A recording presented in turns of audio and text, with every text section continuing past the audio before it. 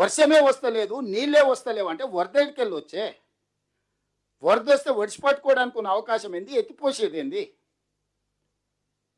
ఈ ప్రాజెక్టే ప్రాణహిత చేవెళ్ళ కావచ్చు, లేకపోతే పేరు మార్చిన కాళేశ్వరం కావచ్చు, అత్యధిక వర్షము, వరద, తుఫాను వచ్చినప్పుడు 2-3 వేల టీఎంసీ సముద్రంలో కలుస్తున్నాయి. ఎంబడెంబడే ఇందులోకి వెళ్ళి పంపులు, లిఫ్టులు, బ్యారేజ్లతో ఎత్తిపోసి శ్రీపాద ఎల్లంపల్లి నుంచి బయటికి తీసుకొచ్చి మల్లన్న సాగరు, కొండపోచమ్మ, రంగనాయక సాగరు, రకరకాల రిజర్వాయర్లు అప్ టు చేవెళ్ళ వరకు నీళ్లు ఫటాఫట్గా తరలించేసి అన్ని పంపులు, లిఫ్టులు పనిచేపించి ఆ నీళ్లు తీసుకెళ్ళి రిజర్వాయర్లలో నల్లు వచ్చినప్పుడు మనం ఇంట్లో బిందెలలో, కుండలలో, చెంబులలో, లేకపోతే బకెట్లలో పట్టి పెట్టుకుంటాం. గంట సేపు నల్లు వస్తే ఏం చేస్తాం?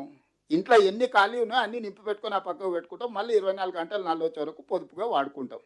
ఇదే సూత్రం ప్రాణహిత చేవెళ్ళ కావచ్చు, లేకపోతే ఈరోజు కాళేశ్వరం. అసలు నల్లనే రాలేదు, బిందెలలో నింపు, కుండలలో నింపు, బకెట్లలో పట్టేసి పైన ట్యాంక్కి ఎక్కి మా మామ అయితే అద్భుతంగా ఎక్కిస్తుండని అల్లుడు సర్టిఫికేట్ ఇస్తున్నాడు. ఈరోజు ఈ అన్నిటి పరిస్థితులకు కొడుకేమో మా అయ్య కప్పచెప్పో అని, అల్లుడేమో మా మామ ఎంత గొప్ప సూత్రం కనిపెట్టిండో చూడండి అని నేను ఒకటే అడగదలుచుకున్నా. ఇవాళ 9.5 ఏళ్ళు మీకు అప్పచెప్తే 8,21,000 కోట్ల రూపాయలు అప్పులు చేశారు.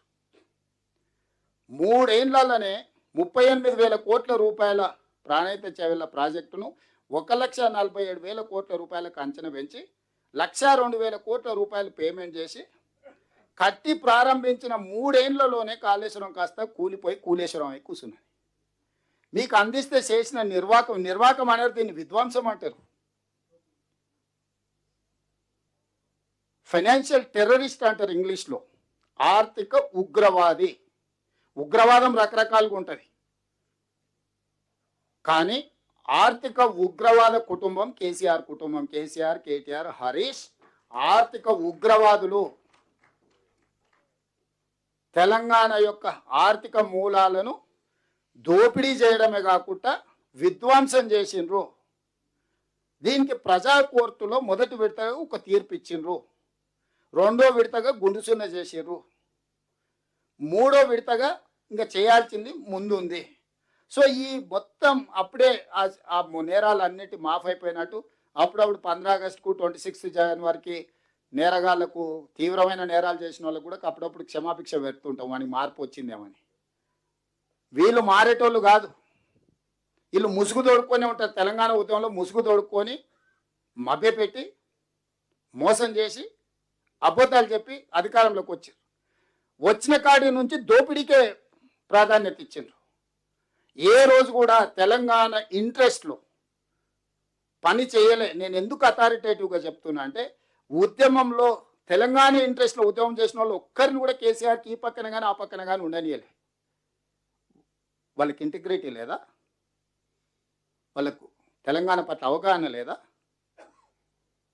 ఎందుకు దగ్గరికి రానియలే? కోదండరామ్ గారు లాంటి వాళ్ళని చాలామంది తెలంగాణ ఉద్యమంలో ముందు ఉన్న వాళ్ళు, కోదండరామ్ గారు కావచ్చు, ప్రొఫెసర్ యాదగిరి కావచ్చు, ఎవరైనా, మీరు పాశం యాదగిరి కావచ్చు, లేకపోతే ఏ నిజాయితీగా తెలంగాణ ఉద్యమంలో పాల్గొన్న జడ్జిలు కావచ్చు, లేకపోతే తెలంగాణ మేధావులు కావచ్చు, ఎవరన్నా 10 సంవత్సరాల చంద్రశేఖరరావు అధికారంలో ఈ పక్కనో ఆ పక్కనో కనిపించిండ్రా?